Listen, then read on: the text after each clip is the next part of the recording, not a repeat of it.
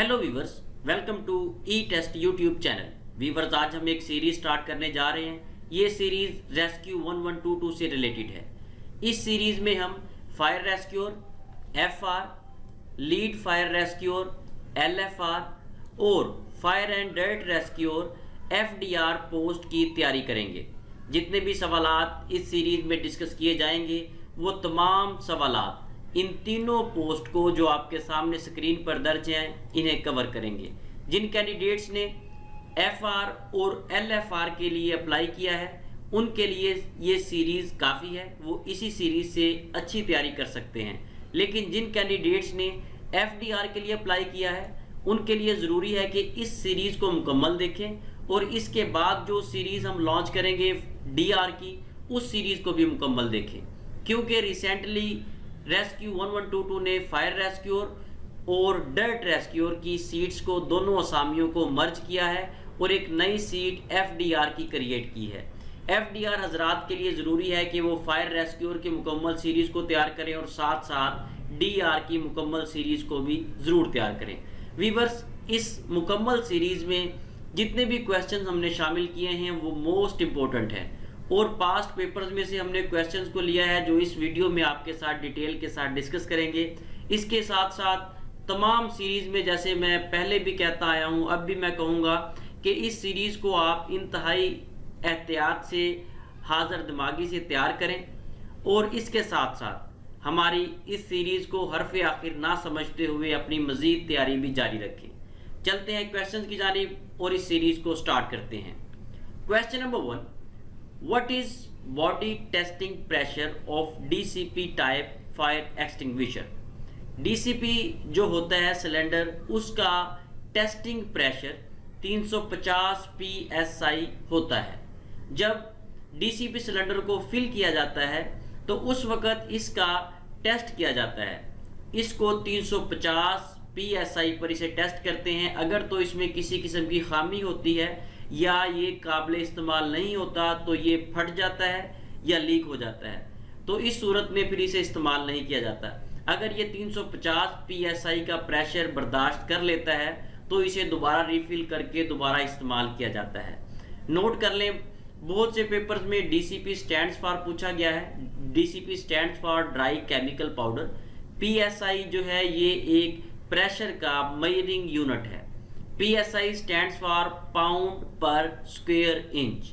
Viewers, यहाँ पे एक पॉइंट नोट कर लें ताकि हर वीडियो में आपको ना बताना पड़े। ये एक क्वेश्चन है जो कि साबका पेपर्स में रिपीट हुआ है।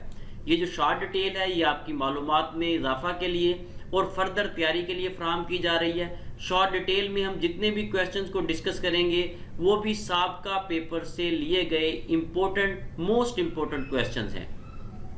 Question number 2, In cooling method of extinguish a fire, we use water and also foam. जब हम फायर को बुझाने के लिए कूलिंग मेथड का इस्तेमाल करते हैं तो इसके लिए हम पानी और फोम का इस्तेमाल करते हैं।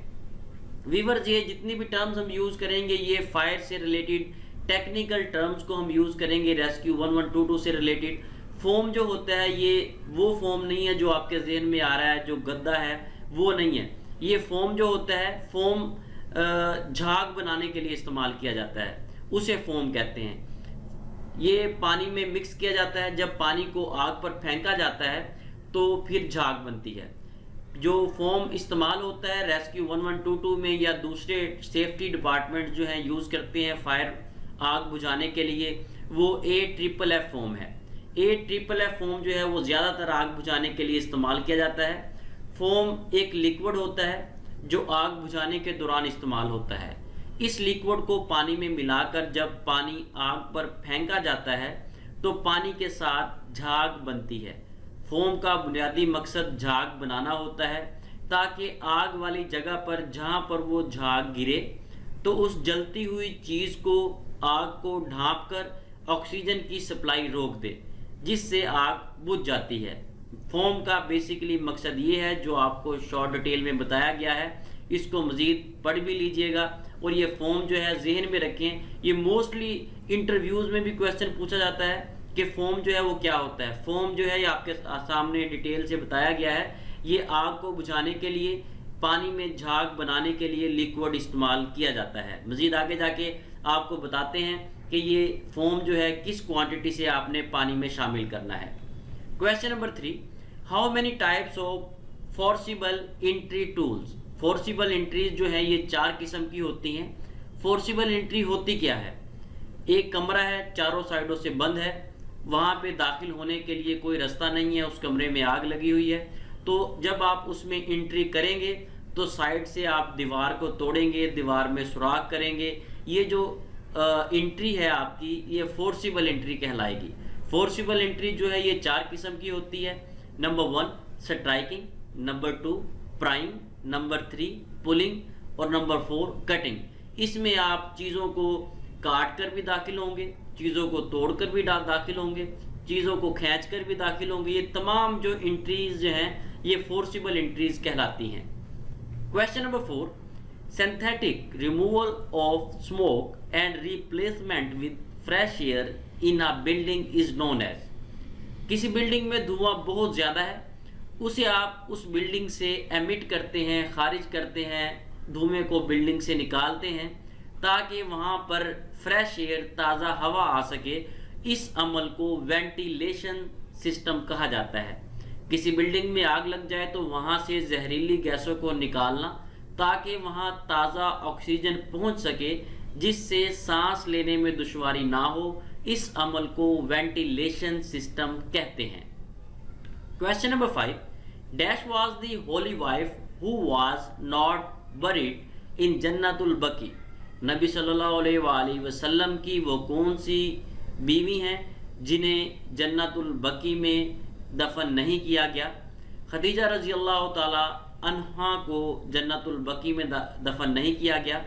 वीवर्स नोट कर लें कि नबी सल्लल्लाहु अलैहि वसल्लम की तमाम अज़वाज मुतहरात को जन्नतुल बकी में दफन किया गया, माँ सवाए खदीजा रजी अल्लाह ताला अन्हा और मैमूना रजी अल्लाह ताला अन्हा के। खदीजा रजी अल्लाह ताला अन्हा और मैमूना रजी अल्लाह ताला अन्हा को जन्नतुल मुअल्ला मक्का में दफनाया गया। वीवर्स ये 2020 का जो पेपर हुआ था FR का, उसका क्वेश्चन है। इसके अलावा हम इस सीरीज़ में कोशिश करेंगे कि कम से कम जीके के क्वेश्चंस को डिस्कस करें, लेकिन जो पास्ट पेपर्स में आए हैं उन्हें हम इस सीरीज़ में शामिल कर रहे हैं। अगर आप मज़ीद जीके के क्वेश्चन, जनरल नॉलेज से रिलेटेड क्वेश्चंस तैयार करना चाहते हैं तो आपके सामने स्क्रीन पर आई बटन शो हो रहा है। यहाँ पे इस आई बटन पे आप क्लिक करेंगे तो यहाँ से आपको एक मुकम्मल प्लेलिस्ट मिल जाएगी जिसमें जीके से रिलेटेड तमाम सवालात मौजूद हैं। वीवर्स क्वेश्चन नंबर 6 है, how many tools are used in past for fire fighting. माजी में फायर फाइटिंग के जो टूल्स थे वो 2 थे। एक उसमें फायरमैन एक्स है जिसे उर्दू में आम जुबान में कुल्हाड़ा कहा जाता है। दूसरा बकेट है, बकेट को उर्दू में बाल्टी कहते हैं।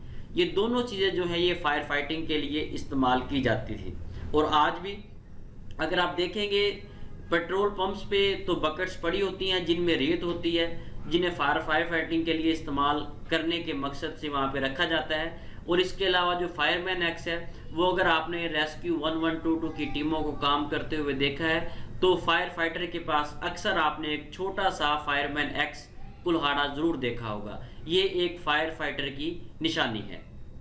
वीवर्स मजीद आगे जाने से पहले अगर आपने अभी तक हमारे चैनल ई टेस्ट को सब्सक्राइब नहीं किया तो सब्सक्राइब के बटन पर क्लिक करके चैनल को सब्सक्राइब कर लें और साथ बेल आइकन को जरूर प्रेस करें ताकि फ्यूचर में आपको मुकम्मल सीरीज लेटेस्ट पेपर्स की अपडेट सबसे पहले मिल सके।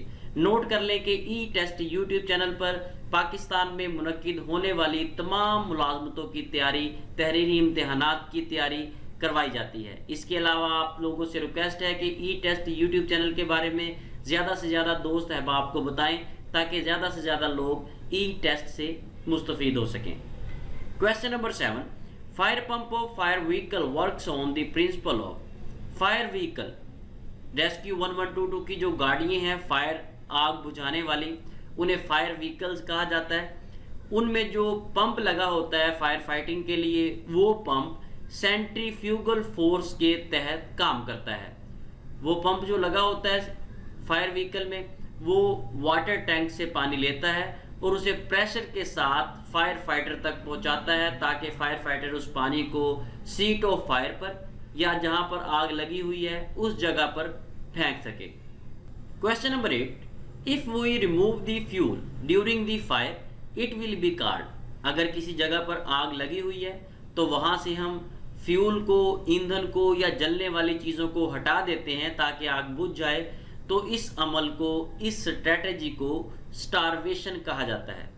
अगर आग लगी हुई है और वहां से ऐसी तमाम अशिया जो आग लगने में मदद दे रही हैं, जिन्हें फ्यूल कहा जाता है या ईंधन कहा जाता है, हटा दी जाएं, तो इस तरीका से आग बुझाने का अमल स्टारवेशन कहलाएगा। Question number 9, smoke consist of dash types of particle. धुआं जो होता है वो 3 किस्म के पार्टिकल्स पर मुश्तमिल होता है, जिसमें सॉलिड पार्टिकल्स, स्टीम वेपर्स और गैसेस शामिल हैं। धुएं में ये 3 पार्टिकल्स मौजूद होते हैं। Question number 10, the part of SCBA which reduce this pressure of cylinder is called. SCBA जो फायर फाइटिंग में इस्तेमाल होता है, अक्सर आपने देखा होगा कि जहां पर बहुत ज़्यादा धुआं होता है वहां पर फायर फाइटर SCBA पहन कर दाखिल होता है। ये SCBA जो होता है, इसमें प्रेशर कंट्रोल करने के लिए जो टूल होता है या जो हिस्सा है उसे प्रेशर रेड्यूसर या सिर्फ रेड्यूसर कहते हैं। आपके सामने स्क्रीन पर SCBA भी मौजूद है और रेड्यूसर भी मौजूद है। Question number 11, water is used for dash fire. पानी जो है ये सादा आग के लिए इस्तेमाल होता है। मिसाल के तौर पर किसी लकड़ी को आग लगी है, किसी फसल को आग लगी हुई है या किसी बिल्डिंग को आग लगी है, तो आम फायर के लिए पानी इस्तेमाल होगा। लेकिन यहाँ पर नोट कर लें, केमिकल के लिए जो केमिकल वाली आग है वहाँ पर पानी इस्तेमाल नहीं होगा, या ऐसी आग जो पेट्रोल से लगी है वहाँ पर पानी इस्तेमाल नहीं होगा।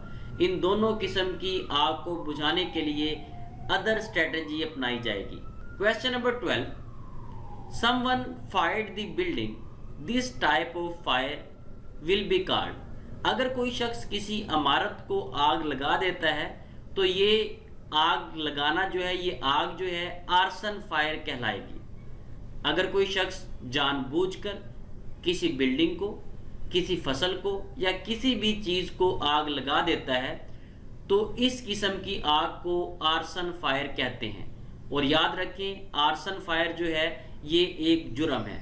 मोअज़्ज़ज़ सामीन, अगर आप fire rescuer, lead fire rescuer या फायर एंड डर्ट रेस्क्यूअर की इस सीरीज़ को नोट्स की सूरत में बज़रिया डाक मंगवाना चाहते हैं तो हमारे व्हाट्सएप नंबर पर राब्ता करके घर बैठे इस सीरीज़ को बज़रिया डाक मंगवाएं। हमारा ई टेस्ट यूट्यूब चैनल का सिर्फ एक ही व्हाट्सएप कॉन्टैक्ट नंबर है जो आपके सामने स्क्रीन पर दर्ज है। Question number 13, burning of smoke in well ventilated room is called. एक वेल वेंटिलेटेड रूम है, कमरा है, वहां पर धुएं की वजह से जब आग लगेगी तो इस अमल को फ्लैश ओवर कहा जाएगा।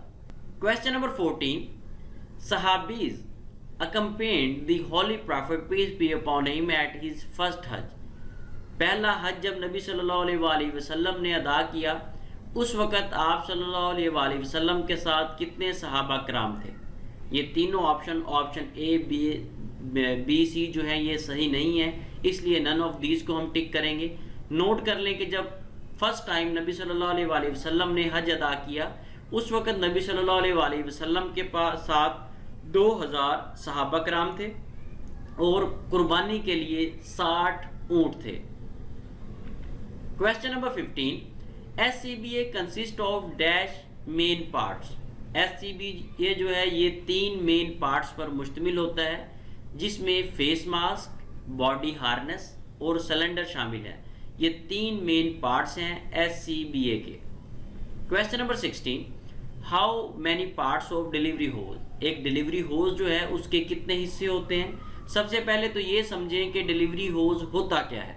अक्सर आपने फायर फाइटिंग के दौरान देखा होगा जब रेस्क्यू की टीम्स आग बुझाती हैं तो उनके पास एक लंबा सा पाइप होता है जो एक साइड पर फायर व्हीकल में लगा होता है और दूसरी साइड पर वो फायर फाइटिंग करते हैं। ये पाइप पानी को एक जगह से दूसरी जगह पर पहुंचाता है। इसे आम जुबान में पाइप कहा जाता है, लेकिन इसे टेक्निकल लैंग्वेज में इसे रेस्क्यू 1122 या सेफ्टी डिपार्टमेंट की लैंग्वेज में इसे होज कहा जाता है। ये होज जो है इसके 3 हिस्से होते हैं। एक हिस्सा जो है वो मेल एंड कहलाता है। ये जो हिस्सा है ये देख रहे हैं आप फोटो में जिसे मैं हाईलाइट कर रहा हूँ, ये मेल एंड है, और ये जो है ये हिस्सा ये फीमेल एंड है, और ये जो बाकी रेड कलर का है ये जो आपके सामने हाईलाइट किया हुआ है पाइप जो है ये होज कहलाता है। नोट कर लें कि एक होज जो है ये 3 हिस्सों पर मुश्तमिल होता है। होज जो पाइप है, number 2 male and, number 3 female and. ये इंतहाई इंपॉर्टेंट क्वेश्चन है, पेपर्स में भी आया है और इंटरव्यूज में भी पूछा जाता है। Question number 17, what is water capacity of water bowser? Water bowser की वाटर कैपेसिटी कितनी होती है? एक वाटर बाउजर जो है उसमें 18,000 लीटर पानी होता है। सबसे पहले तो ये समझे कि वाटर बाउजर होता क्या है। रेस्क्यू 1122 में 3 किस्म की फायर फाइटिंग के लिए गाड़ियां हैं। नंबर 1 जिसे फर्स्ट रिस्पॉन्डर कहा जाता है, नंबर 2 सेकंड रिस्पॉन्डर, और नंबर 3 थर्ड रिस्पॉन्डर। जो सबसे पहले गाड़ी मौका पर पहुंचती है, आग वाली जगह पे पहुंचती है, उसमें 3000 लीटर पानी की कैपेसिटी होती है। जो दूसरी गाड़ी फायर फाइटिंग के लिए मुतलका जगह पर पहुंचती है, हादसे की जगह पर पहुंचती है, उसमें 7000 लीटर पानी होता है। जो तीसरी गाड़ी है रेस्क्यू 1122 की, जो कि सबसे ज़्यादा जिसका हुजम है, जो सबसे ज़्यादा पानी स्टोर करती है, उसे वाटर बाउजर कहा जाता है, और वाटर बाउजर में 18,000 लीटर पानी होता है। जैसा कि आपके सामने स्क्रीन पे दिखाया गया है, ये इंटरनेट से हमने फ़ोटो ली है, ये वाटर बाउजर की फ़ोटो है। Question number 18, Abu Bakr Siddiq रजी अल्लाह ताला अन्हु freed the slave whose name was? Abu Bakr Siddiq रजी अल्लाह ताला अन्हु ने जिस गुलाम को आज़ाद किया उसका नाम क्या था? अबू बकर सदीक रजी अल्लाह ताला अन्हु ने बिलाल रजी अल्लाह ताला अन्हु को आज़ाद करवाया। अबू बकर सदीक रजी अल्लाह ताला अन्हु ने टोटल 8 गुलामों को खरीदा था, जिनमें 4 जो थी वो फीमेल्स थी और 4 मेल्स थे। इनमें बिलाल रजी अल्लाह ताला अन्हु भी शामिल हैं। Question number 19, in modern days smoke detectors are included in dash system? दौरे जदीद में स्मोक डिटेक्टर कहते हैं जो धुएं को डिटेक्ट करते हैं, ये स्मोक डिटेक्शन सिस्टम का हिस्सा हैं। व्यूअर्स, थोड़ी सी डिटेल में आपको बता दूं, स्मोक डिटेक्शन सिस्टम एक ऐसा सिस्टम है जो मुख्तलिफ बिल्डिंग्स में हिफाजती तदाबीर के तौर पर नस्ब किया जाता है। जैसे ही बिल्डिंग के किसी हिस्सा में धुआं उठता है तो फौरी तौर पर ये अलार्म ऑन हो जाते हैं, जिससे फौरी तौर पर आग या बिगड़ती सूरत हाल पर काबू पा लिया जाता है। तमाम बड़ी बिल्डिंग्स में ये होना ज़रूरी है ताकि एमरजेंसी की सूरत में नुकसान से बचा जा सके। जो कैंडिडेट्स मुख्तलिफ फैक्ट्रीज में काम करते हैं वो जानते हैं कि जैसे ही फैक्ट्री में आग लगती है या इस किस्म की कोई सिचुएशन क्रिएट होती है तो एक अलार्म बजता है। उस अलार्म के बाद तमाम एम्प्लॉयज़ असम्बली हॉल में इकट्ठे हो जाते हैं या खुली जगह पर इकट्ठे हो जाते हैं। ये जो अलार्म उस वक्त बजता है यही स्मोक डिटेक्शन सिस्टम होता है जिसके तहत अलार्म बजता है। Question number 20, how much bars pressure should be maintained in lines of hydrant system? Hydrant system में पानी का प्रेशर 3 से 5 बार होना ज़रूरी है। सबसे पहले ये जान लें कि हाइड्रेंट होता क्या है। व्यूअर्स, आपके सामने स्क्रीन पर 2 डायग्राम्स हैं, ये हाइड्रेंट है और ये 2 इसके पास होज रखे हुए हैं। अक्सर आपने देखा होगा बड़ी बड़ी बिल्डिंग्स जो हैं, बड़े होटल्स हैं या फैक्ट्रीज़ हैं, उनके बाहर इस किस्म के आलात नस्ब होते हैं। इन्हें नस्ब करने का मकसद ये होता है कि आग लगने की सूरत में फौरी तौर पर होज यहाँ से निकाला जाए, हाइड्रेंट में लगाया जाए और फायर फाइटिंग की जाए, आग को बुझाया जाए। ये हाइड्रेंट जो है ये दूसरी साइड पर टैंकी के साथ, पानी का जो टैंक होता है उसके साथ लिंक होता है और इसमें पानी का प्रेशर 3 से 5 बार होना ज़रूरी है। Question number 21, the process of continuous burning of fire in the form of chain of triangle is known as? मुसलसल आग लगने का अमल जो है ये चेन रिएक्शन कहलाता है। अगर आग लगी हुई है और उसे फ्यूल की सप्लाई मिल रही है और सप्लाई आग को मिलती रहे फ्यूल की, तो इस सूरत हाल को चेन रिएक्शन कहेंगे, क्योंकि आग लगने का अमल जो है वो जारी रहेगा। Question number 22, area cordon off term is use to. Area cordon off की जो टर्म है ये प्रोहिबिटेड एरिया को जाहिर करती है। अक्सर आपने देखा होगा किसी जगह पर हादसा हो जाए तो वहां पर पुलिस डिपार्टमेंट या रेस्क्यू वाले जो हैं एरिया को कॉर्डन ऑफ कर देते हैं। कॉर्डन ऑफ से मुराद या तो एक रिबन लगा देते हैं, ये एक पट्टी लगा दी जाती है, या कोन्स रखकर उस एरिया को बंद कर दिया जाता है, या इसके अलावा कोई भी रुकावट रखकर उस एरिया को बंद कर दिया जाता है ताकि उस साइड पर गैर मुतल्लका अफराद ना आए। इस सारे अमल को, इस सारे प्रोसीजर को एरिया कॉर्डन ऑफ कहा जाएगा।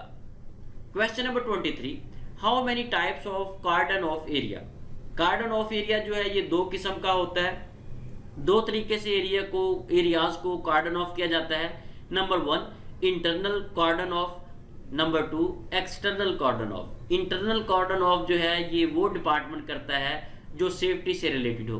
फॉर एग्जांपल किसी जगह पर आग लग गई है तो इंटरनल कॉर्डन ऑफ रेस्क्यू 1122 करेगा या फायर ब्रिगेड का जो डिपार्टमेंट है वो करेगा। जो एक्सटर्नल कॉर्डन ऑफ है वो पुलिस डिपार्टमेंट, वो इंतजामिया करेगी।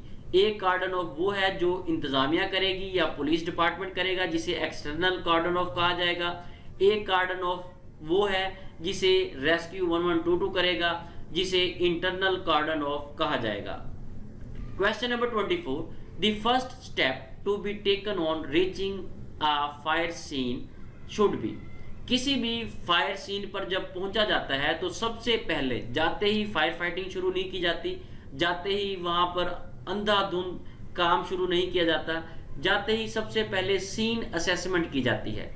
किसी हादसा या आग लगने की सूरत में जब एक रेस्क्यूअर, जब एक प्रोफेशनल फायर फाइटर मौका पर पहुंचता है तो सबसे पहले जायजा लेता है कि आग किस हद तक लगी हुई है और किस तरीका से फायर फाइटिंग की जाए कि नुकसान कम से कम हो और लोगों के मालो जान को बचाया जा सके। ये एक प्रोफेशनल फायरमैन और फायर फाइटर का तरीकाकार होता है।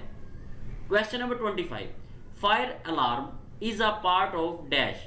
फायर अलार्म जो है ये फायर वार्निंग सिस्टम का हिस्सा है। जैसे ही किसी जगह पर फायर आग लगती है वहां पर फायर वार्निंग सिस्टम के तहत अलार्म बज जाता है, जिसके तहत लोग जो है महफूज मुकामात तक आ जाते हैं। जिन फैक्ट्रीज बिल्डिंग्स में फायर वार्निंग सिस्टम नस्ब किए गए हैं वहां जैसे ही कोई शॉर्ट सर्किट होता है या किसी किस्म की आग लगती है तो फौरन फायर अलार्म बजता है, जिसके बाद वहां मौजूद लोग फौरी तौर पर बिल्डिंग या फैक्ट्री वगैरह से खुद को महफूज मुकाम पर ले जाते हैं। वीवर्स, इसके साथ ही हमें इजाजत दें। इंशाल्लाह नेक्स्ट वीडियो में fire rescuer, LFR lead fire rescuer और fire and dirt rescuer series के पार्ट 2 के साथ दोबारा हाजिर होंगे। अगर आपने हमारा चैनल सब्सक्राइब नहीं किया तो इसे सब्सक्राइब कर लें ताकि फ्यूचर में आने वाली मुकम्मल सीरीज की अपडेट आपको टाइम टू टाइम मिलती रहे। अल्लाह हाफिज।